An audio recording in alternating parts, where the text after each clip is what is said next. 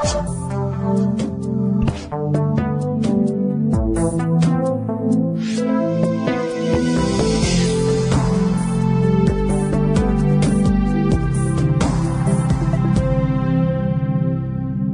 labvakar. Pēdējo reizi varbūt šī veca 24 gadā, vai ne? Mūsu kunga 2024. gadā būtu jāraksta Anno Domini. Ja? Anno Domini, tas nozīmē mūsu kunga gads. Ja? 2024. Šodien mūs tātad nobeidzam ar 2. Korintošu 12. nodaļas 12. 1 līdz 10. Dieva spēks cilvēka nespēkā. Dieva spēks cilvēka nespēkā. 2. Korintiešu vēstule, 12. nodaļa, 1 līdz 10. pants. Paskatieties saturrādītājā vai jūsu bībelēs maliņās jābūt zilējos. Atzīmēts 2 kor laikam. Tad sāksim lēnā nespēkā lasīt. Ja jau jālielās, kaut arī tas nekādu labumu nedod. Turpināšu par redzējumiem un atklāsmēm, ko kungs devis.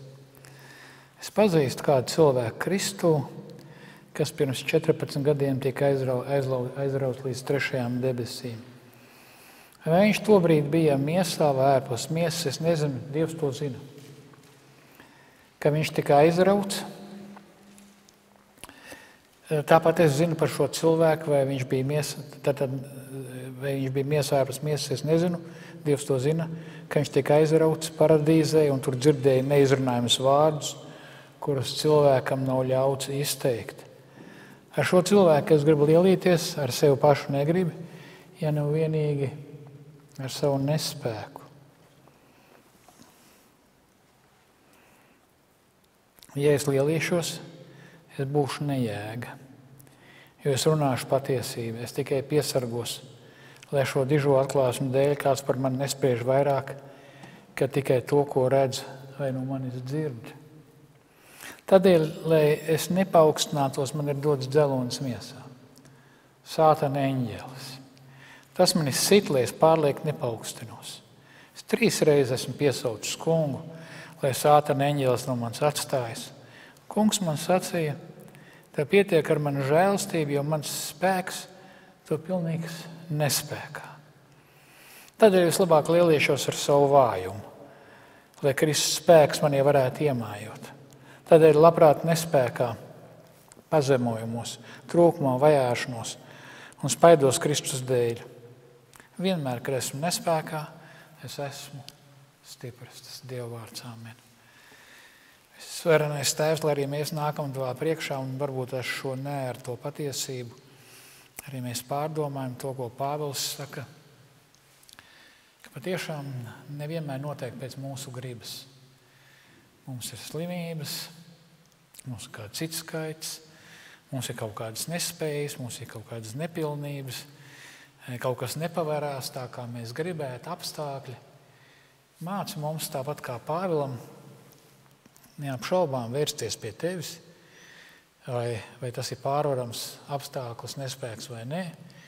Un ja ne, tad pieņemt, lai mēs nebēdājamies kā tādi, kas iet uz pazušanas, bet lai bēdājamies kā tādi, kas uz atgriešanos, un lai pieņemam to ar pateicību, lai nenožēlojam to, kas mums nav dots, vai to, ko mēs cerējām, lai saprotam, ka pilnībā paļāvībā uz Tevi, Dievs, Tavs spēks, Tavu Kristus augšām celšanās varenība parādīsies. Amen. Ja es jums jautāju, uzzīmējiet portretu pasaulē visveiksmīgākās firmas, korporācijas vadītāju portretu. Pēc mūsdienu Forbes 500 un pārējie bildēm, tātad kādam jābūt uzvalkam, 4,000 uzvalkam, uz vilnai speciāli pareizi, šlipsē jābūt kādai silka obligāti, ja, speciāli atkal, vai ne? Viņam jāsmaid zobiem, jābūt baltiem, ja? Jābūt veselīgam, pareizi, ja? Pasaulē varenākās korporācijas vadītājiem, pasaulē dibinātājiem, pasaulē varenākās korporācijas dibinātājs apostols Pāvils ir sadauzīts. Viņu visu mūžu vajā pārbaudīt. Viņš bija jauns, stiprs cilvēks, bet tad, kad viņš sāk paklausīt kungam, sāk iet viņa ceļu, ko kungs? Viņam uzlika pārbaudījums. Veidoja viņa raksturu. Un pirmais, ko es gribētu jums nojaukt vienu mītu. Un kāds ir mīts? Cilvēks saka, vai tad Dievs negrib, lai es esmu bagāts? Ne? Negrib? Vai Dievs negrib, lai es esmu vesels? Negrib? Lai es esmu laimīgs? Dievs negrib? Atbilde ir, mēs nezinām, ko Dievs grib jūsu dzīvē. Pareizi? Tā ir pareiza atbilde. Vienīga atbilde, ko mēs zinām, ko Dievs grib izdarīt jūsu dzīvē. Ko mēs zinām? Kas ir normatīvs? Kas ir normatīvs kristiešu dzīvē? Kas ir galīga autoritāte? Pēc kā mēs sakam, kas ir labi un slikti, kur parādās Dieva grība, kas ir normatīvs jūsu dzīvē. Nevis jūsu garīgā lidināšanās, bet kas? Viņa vārds. Viņa vārds. Nevis cik jūs daudz levitējat, cik jūs daudz dzirdat, cik jūs daudz runājat vai klabat, vai cik jūs gudrs esat vai muļķis esat. Ja? Normatīvs, garīgā autoritāte ir Dieva vārds. Period, punkts. Tas ir viņa vārds. Ja? Un ko viņš mums saka? Romiešu 8. vēstulē viņš mums saka, principā, vai ne, ko viņš grib no mums. Un mēs zinām, ka tiem, kas Dievu mīl un kas pēc viņa iepriekšējā nodoma ir aicināti, viss kopā nāk par labu. Viss kopā, bet kam par labu? Tagad jautājums, kam par labu? Viss kopā nāk par labu. Dzelonis nav slikts, mēs runāsim par ļaunumu problēmu tūlīt vēlāk. Dzelonis nav laba lieta. Dzelonis ir sātana dzelonis. Ļaunums. Bet arī ļaunās un sliktās, nērtās slimības, veselība, neticama bagātība jūsu dzīvē un slava. Neticama nabadzība, kur viss kopā nāk par labu tiem, kas turpina mīlēt Dievu, kas izredzēti. Ja? Kāpēc? Kam par labu? Kas ir tas mērķis? Lasam tālāk, Romiešu 8. nodaļa. Ja? Un tos, par kuriem viņš jau iepriekš ir lēmis, tos viņš noteicis izveidot līdzīgus Dieva dēla tēlam, lai viņš būtu pirmdzimtais daudzu brāļu vidū. Tātad, ko viņš grib izdarīt ar tevi un mani? Padarīt līdzīgu Dieva dēlu. Kā pēc sejas, vai par ebreju pataisīt? Mani vajag piedzimt kūtī? Protams, ka ne. Raksturā. Raksturā. Pārveidot raksturā. Tev un mani. Un tas ir baigi sāpīgi. Un katram savu pārbaudījumu. Necenšieties staipīt un neapskauziet svešus krustus. Stiepiet savu krustu. Kristus dos jums spēku viņu nest, un te viņš pārveidos. Nevajag jums ar nabadzības politiku. Ir tādi cilvēki, kristieši, kas domā, ka labs kristietis ir nabadzīgs kristietis. Tikai vienmēr sapņo un apskauž to, kas ir bagāti. Ja? Un lai bagātie nedomā par tiem, kam dzīvē paveicies, ka viņi ir nabadzīgāki, viņi ir slinki, tāpēc atkal, ja? Katram savus draugi nelieniet. Nelieniet tur, kur jums nav jālien. Jums ir katram savs. Nemeklējiet piedzīvojumus, kur nevajag. Viņi jums atnāks. Dievs jums atnesīs piedzīvojumus, Dievs jums atnesīs pārbaudījumus, katram savu. Es zinu, es arī gribu būt pārbaudīts ar lielu naudu. Bet es baidos. Es tiešām baidos. Pats no sevis. Ja? Tātad pirmais. Tātad Dievs negrib, Dievu nav plāns savu apostuli, veiksmīgāko apostuli padarīt laimīgu, skaistu ar ieliktiem porcelāna zobiem. Viņš ir sanauzīts, slims. Viņu vajāja, viņš turpināja iet. Un kas bija svarīgi? Ko Pāvils saka, skatieties? 1-6. Ja jālielās, kaut arī tam nekāda labuma nav, es turpināšu par redzējumu atklāsmēm. Kāpēc? Kāpēc Pāvils šeit piemin par atklāsmēm? Tāpēc, ka super apustuļi sāk runāt, mēs te runājam mēlēs, mēs te klabam. Bišķi par mēlēm. 1 sekundi, lai es būtu zināt. Bibliski. Tās mēles, kas jaunajā derībā, ir reālas valodas. Reālas valodas. Ja? Reālas valodas. Tās var būt vienalga kādas senas vai kādas. Bet tas, ko es dzirdu mūsdienu baznīcā, ir klabēšana, piedodiet. Ja jums patīk, tā nav problēma, ja jums Dievs dod tādu. Bet nesakiet, ka tā ir valoda, kas obligāti jādara visiem. Ja? Saprotat ideju, ja? Tātad, ko tad Pāvils saka? Jūs te lielāties mums, tad nomierinieties, viņš saka. Man arī viss ir. Nomierinieties. Tas nav svarīgi. Kas ir svarīgi? Ko viņš saka? Skatieties, es tikai 6. pantā. Es tikai piesargos, lai šie dižo atklāsmu dēļ kāds par mani nespriež vairāk, kā tikai to, ko redz, vai to, ko no manis dzird. To, ko redz. Kas ir svarīgi? Vai viņi redz Pāvilā, ka viņš dzīvo atbilstoši Dieva vārdam? Ja jums nāk kāda tautumeita vai tautuzēns, man te ir atklāsmes, man te ir vīzijas, man bija viens tāds kadrs, korejietis, mācītājs. Atbrauc un bāzās mums virsū, viņš jau tagad te ir. Bāzās te virsū gribēja seminārā vadīt semināru. Saprot? Viņš tur nāca un viņš runāja mēlēs tāds, viņš saka, Dievs man teica, man gribēs teikt čalīt. Es nezinu, ko Dievs teica tev. Man neko nav teicis, ka tu mums esi vajadzīgs. Un ja arī man liktos, ka tu varētu vadīt, man vēl pārējiem puišiem jājautā. Tā kā tas, ko tev teica, viss vienmēr nāca, kad es nācu, bubināja man te. Tad, ja? Tā kā katram savs. Tas, ka Dievs mums dod garīgo pieredzi, katram savu, protams, viņam katram savu pieredzi. Vai manējā garīgā pieredze ir normatīvs otram cilvēkam? Nē. Es varu izmantot garīgo pieredzi kā ilustrāciju. Saprotiet, ja? Kā ilustrāciju. Bet tas nenozīmē, ka mana garīgā pieredze ir derīga tev un normatīva. Un man vēl jāpārbauda, vai man garīgā pieredze atbilst Bībelei. Ja jūsu garīgā pieredze velk jums vairāk lasīt Bībeli, tas ir no Dieva, visdrīzāk.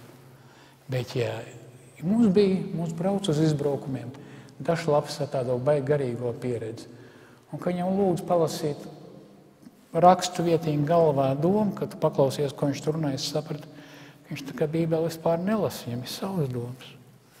Viņš dziļāk rūk, viņš pat tekstu nesaprot.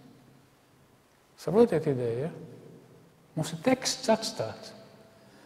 Dievs mums ir atstājis vēstuli, pierakstījis, rūpējies caur gadu tūkstošiem, lai mums nonāktu Bībeli praktiski 100% uzticami. Ja nav pašā tekstā, tad zemrindā ir parakstīts. Citos manuskriptos ir tā. Un tur, kur izmaiņas, tās nekur neizmaiņa teoloģiju. Dievs ir rūpējies, gādājis, lai caur baznīcas vajāšanām vārds vienā pie mums nonāk. Tātad Dievs mums var dot garīgo pieredzi. Pareizi, katram savu. Mūsu garīgā pieredze nav normatīvs. Normatīvs mūsu dzīvē un citu dzīvē ir kas? Dieva vārds. Ja, ko viņš saka? Pāvils saka, to, ko jūs redzat un to, ko jūs dzirdat. Pārbaudiet, vai es runāju atbilstoši kam? Dieva vārdam. Vai tava dzīve vai tava valoda atbilst? Tad nav svarīgi, kā Pāvils lidinājās. Pāvils saka, tas man stiprināja. Bet būtībā tas nav svarīgi. Svarīgi ir tas, vai es turpinu runāt Dievu vārdu, nerunāju muļķības, un vai es ko?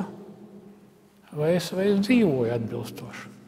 Un citreiz tā garīgā pieredze tāda, it kā tu domā, nekas nenotiek.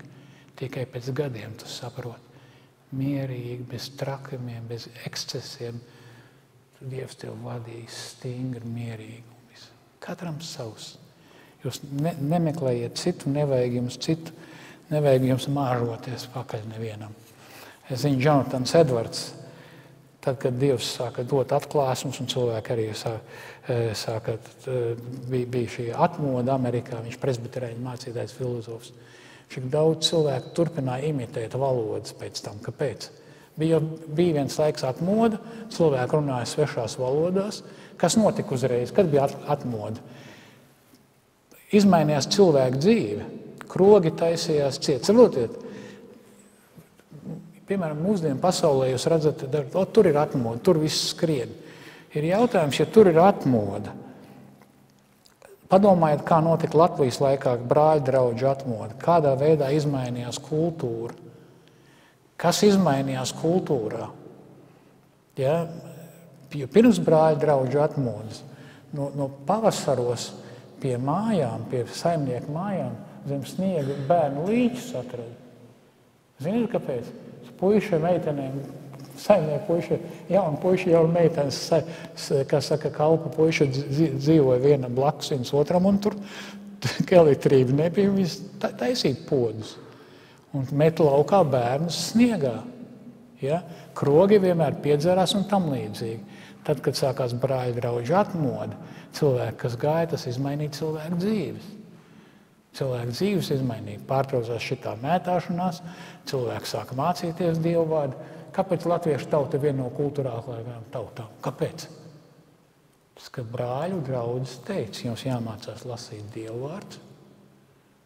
Mācīja kalponei, nabadzīgajai, ja? Pušelnieka meitai, dēlam. Viņa nāca, mācīja lasīt un rakstīt dienas grāmatu.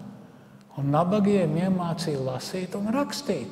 Tā ir atmoda, viss pārējais ir imitācija. Un izmainījās dzīve. Un dienu toreiz rakstīja, vai labrīt tas bija jau, neatceros. Neticīgi cilvēki rakstīja, ir tāda sajūta, ka Latvijas kultūrā UFO atnācis. Kaut no ārzemēm kāds ir iebraucis un izmainījis kultūru, latviešu kultūru. Ko izdarīja? Skolotājs semināri sākās. Cilvēki sāk mācīties. Labi, pameta Dievu beigās. Brāļi Kaudzītis teica, tas būs briesmas. Akal aizies prom, griezt to ziedu kultūru. Bet tam ir jāizmainās. Ja? Labi, tagad skatāmies tālāk. Tātad Pāvils saka, nē, tas nav vajadzīgs. Tālāk, ko viņš saka, man ir dots dzelonis miesā, lai es nepaukstinātos. Ja? Viņš saka, tas ir Sātana eņģelis. Tas ir Sātana eņģelis. Tas ir kaut kas man līdzi. Tagad skatieties uzmanīgi. Tātad tas ir ļaunums, skaidrs. Ja?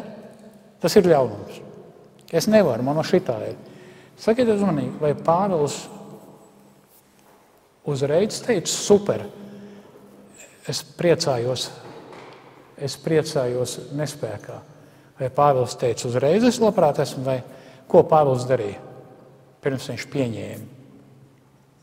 Viņš 3 reizes gāja pie Dieva, pie kunga.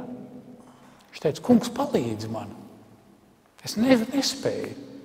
Man ir slikti, man sāp, man ir slikti. 3 reizes gāja. 3 reizes. Vai Pāvils pirmoreiz teica, kungs viņam teica pirmoreiz, te pietiek, ka man žēlstība. Pāvils teica, super, ne, viņš gāja otrais, saka, nevar būt, kungs. Pareizi. Pāvils ir otro reizi. Kungs palīdz. 3. reizi, skaidrs. Man ir jāpieņem. Tātad, vispirms sāksim, lai mēs saprastu. Un tālāk, kāpēc Pāvils, kāpēc tad viņš pieņem? Ja? Tātad, kāpēc viņš beigās, tad, kad viņš ir gatavs pieņemt, ko viņš saka, tad viņš saprot, viņš pieņem Dieva gribu, viņš saprot, un tad nāk tādēļ es labprāt lielīšos savu vājumu, ka manā nespēkā viņa spēks parādās. Pāvils taču nav šizofrēniķis. Kas viņš ir šizofrēniķis? Cilvēks sadauzīts vai slikti jūtās, tas, kad šausmīgs sāpes vai izkropļots vai kas. Mēs nezinām, kas viņam bija. Sinklērs Fergusons raksta, ka varbūt speciāli Dievs ir darījis tā, ka mēs nezinām, kas viņam notika, lai mēs katrs varētu identificēties ar kaut kādu dzeloni savā miesā. Ja? Un tālāk un tad viņš saka, pēc tam, kad viņš saprot, tad viņš to pieņem. Un kāpēc viņš saka Kristus dēļ? 9b līdz 10. Ja? Tādēļ esmu labprāt, tur ir labprāt, tur ir vārds eudokeo. Es pieņemu, esmu priecīgs, esmu apmierināts, nespēkā, pazemojos, trūkumā, vajāšanās, spaidos, Kristus dēļ, ne jau cita dēļ. Viņš nemeklē piedzīvojumus. Tas nav viņa riebīgā rakstura dēļ.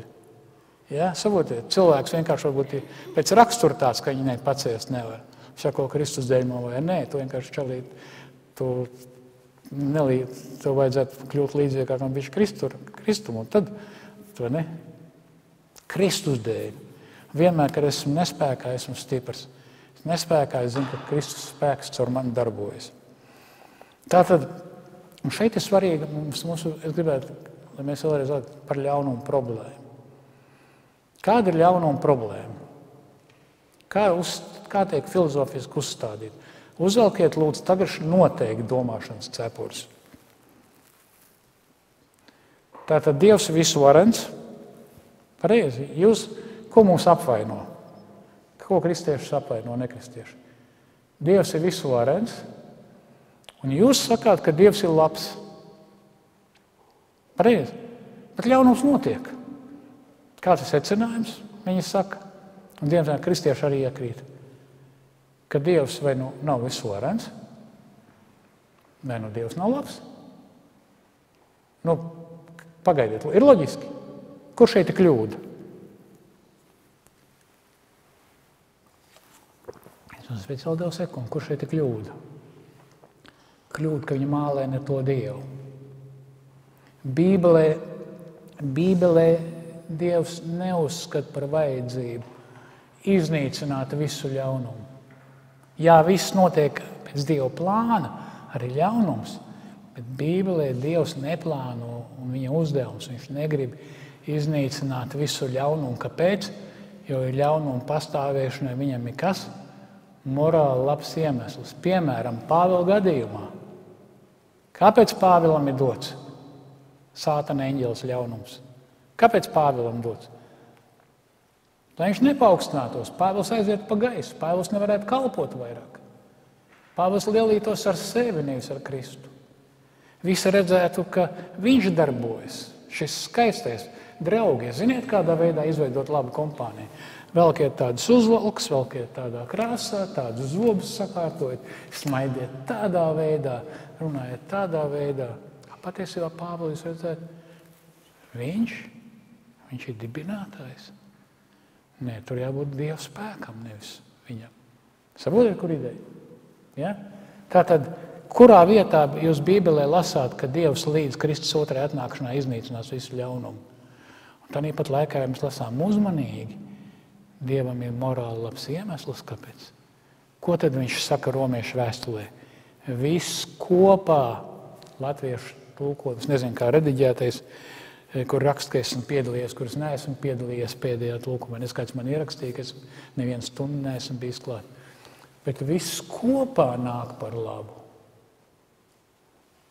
Ļaunās lietas pašas par sevi nav ļaunas. Piedodiet, nav labas. Bet viss kopā, ļaunais un sliktais, tie, kas turpina mīlēt Dievu, tie, kas ko turpina darīt, tie, kas kā Pāvils pieņem Dieva gribu. Pazemīgi pieņem Dieva gribu. Tiem viss kopā nāk par labu. Un atcerieties, mēs nonākam pie otrās lietas, ko mēs runājām pagājušajā reizē. Mēs runājām, kas notiek ar cilvēkiem, kad cilvēkiem tiek atņemts tas kaut kas, kas nenotiek pēc viņa prāta. Ja? Kad nenotiek pēc manām cerībām, pēc manas gribas. Atcerieties, psihiatrs un mācītājs Roberts Lo teica, kad man ir liekts atņemts tas, kas man dara laimīgi, tad esmu aizvainots un dusmīgs parasti. Ja? Un tad viņš aprakstīja, kādas dusmas var būt, varbūt agresīvas uz āru, līdz pat agresivitātei, varbūt uz iekšu vērsts, varbūt represīvs. Un cilvēks pat var atcerēties, mēs teicām, ka tādi cilvēki pat var biedēt pārējos un sodīt, ka es izdarīšu pašnāvību. Kāpēc? Jo cilvēks grib panākt savu gribu. Cilvēks nepieņem kā Pāvils Dieva gribu. Cilvēks grib spiest savu gribu par katru varu. Ja? Mēs teicām, ka tas nenotiek viegli, Pāvils parādīja. Es 3 reizes dodos pie Dievu. 3 reizes lūdzu Dievs. Bet tad, kad Dievs man 3 reizes parāda, kad nedraugs, šitā ir paredzēts. Ja? Tātad tas ir svarīgi. Jo kādreiz Dievs saka, varbūt tu lūgs tomēr, es izmainīšu. Ja? Bet Pāvils labi parāda mums. Ja? Tātad par ko ir runa? Par bēdām pēc Dieva gribas, kas ved uz atgriešanos, un mēs nenožēlam, mēs pieņemam Dieva gribu, pieņemam nepilnības savā dzīvē, pieņemam grūto situāciju, un tad Dieva spēks parādās.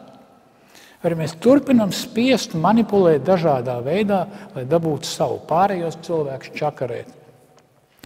Otra iespēja ir tātad, esmu dusmīgs, ja man atņem to, ko dara laimīgi, kad man tiek liekts atņemts, kas dod jēgu, mērķi manai dzīvē izmisumā. Un trešā iespēja, ko viņš teica, kad man tiek liekts atņemts tas, kas palīdz man tiek galā ar manu dzīvi, tad gļēvums pārņem mani. Kas Pāvilam tas varētu būt? Laikam tas, kas palīdz viņam tiek galā ar dzīvi, vai ne? Veselību atņemt. Tā, man tā izskatās. Šeit es ieliku viņu kategorijā. Kā viņš tad varētu rīkoties? Tad viņš zina, kad viņš rīkojas nepareizi. Viņš varētu uzreiz nākt. Viņš 3 reizes gāja pie Dieva, teica, Dievs lūdzu izmaini tavu, un tad viņš pieņēma. Ja? Viņš neaizgāja šīs varbūt ilgajās manipulācijās. Bet cilvēks var turpināt spiest savu līniju. Tātad viņam parādās gļēvums. Viņam gļēvums, kad man tiek liekts atņemts tas, kas man palīdz tikt galā ar manu dzīvi, gļēvums pārņem mani. Es redzu sevi kā mazu bērnu, kurš nespēja pastāvēt pats par sevi. Man atņēma to, ko man palīdz dzīvot, un es domāju, ka veselība ir pie tā pareizi. Ja? Kā jūs domājat? Jūs ielikt tādā kategorijā? Jūs esat tagad padomdevēji, jūs klausieties, ko cilvēks runā. Es ielikt tādā kategorijā. Ja? Viena iespēja, jūs varētu neirotiski visu piesekt. Jūs varētu redzēt sev kā izbiedēt mazu zēnu vai meiteni. Tad jums šo reālo izbiedēto esat pārbijies. Jums nav tas, kas jums dod spēju dzīvot, kas jums dod spēju izdzīvot. Ja? Jums ir jānoslēpj, ja? Līdz ar to jūs cenšaties uzvesties kā bezbailīgs vīrietis vai sieviete, un ko tas noved pie šī mākslīgā uzvešanās. Tātad jūs sākat saprast, ka jūs sākat svešādi uzvesties. Ja? Jūs sakat jocīgi, un jūs to redzat. Ja? Jūs redzat, un tāpat laikā jūs esat no bailēm pārņemti, jo jūs redzat jūsu jocīgo uzvedību. Jūs sakat uzvestīt, nevis iet pie Dieva, teikt, Dievs, palīdz man 3 reizes, 4 reizes, un teikt, labi, es pieņemu to. Pieņemu tavu gribu, bet jūs turpināt spiest. Jūs turpināt spiest savu, to, kas jums dod. Katram ir savs, ja, ko atņēma, ja? Jūs esat uztraukums, jūs esat pārbijies, uztraucies pastāvīgi. Viens var spēlēt kautrīgo, nerunāt, lai pasaka Dievs paman, ka esmu pārbijies. Ja? Trešais pēkšņi paliek māņticīgs, nevis Dievs dievbijīgs un las Bībeli, bet māņticīgs, grib nākotni kontrolēt. Pareizi, vai ne? Un tādēļ, ja? Citam var būt fobisks bailes. Protams, man atklās psihosomatiskās slimības, panika bēgšana un tam līdzīgi. Kāpēc? Man atņēma to, kas man dod tik galā ar manu dzīvi. Es neesmu gatavs pieņemt to, ka tas tā ir. Ja? Un viss. Un es sāku taisīt kumēdiņus. Es nodaru ļaunumu sev, saviem tuviniekiem. Un jūs domājat, ka tas ir joks. Un es zinu, ka pus no jums klausās. Draugi, tas nav joks. Pus no jums spēlē to. Katram no jums un katram no mums ir savs teātris, ko mums spēlējam. Un tāpēc ir svarīgi atkal atgriezties pie Pāvila un teikt, iet pie Dieva. Tēvs, tas ir šausmīgi, kas ar mani ir, ka ar manu veselību, ar manu situāciju ir tā. Es netieku ar to galā. Lūdzu, palīdzi. Un ja ne, tad Tēvs, es pazemojos tavā priekšā, zemojos, palīdz man dzīvot. Palīdz man dzīvot, palīdz man pareizi atbildēt, pareizi rīkoties kā tavam bērnam. Un jūs redzēsiet pamazām, Dieva spēks parādīsies. Pamazām tas nebūs nekas spektakulārs, nekas tāds. Ja? Bet pēc kādu laiku jūs sapratīsiet, jūs esat izdzīvojis. Jūs esat mazāk nodarījis ļaunumu tuviniekiem un draugiem, mazāk apvainojis kādu. Ja? Jūs palicis bišķi tā kā normālāks esat, vai normālāk. Kāpēc? Jūs esat pieņēmuši Dievu plānu, sākuši sekot viņam. Dieva spēks pamazām pārveido jūs. Dievs patiešām darbojas katram dzīvē mūsu pieredzes. Mūsu pieredzes nav normatīvas. Tāpat laikā Dieva uzdevums ir, ko veidot mums līdzīgs savu tēlam, dēla tēlam. Ja? Un svarīgi, kā mēs paklausam viņam. Un tad, kad mums ir sāpes un grūtības, lai ejam ar lūkšanām. Bet ja Dievs pasaka, tev pietiek ar manu žēlastību, pieņem to, teikt, kungs palīdz man, pasaka, kā man kā kristietim ir pareizi jārīkojas. Palīdz man, es nespēkā, palīdz daudz kļūdos, piedod par to. Pamazām sākt sekot. Lai Dievs mūs sveitī nākamajā gadā. Amen. Būsiet mīļi gaidīt uz mūsu draudzes dievkalpojumiem svētdienās Lāčplēša ielā 37.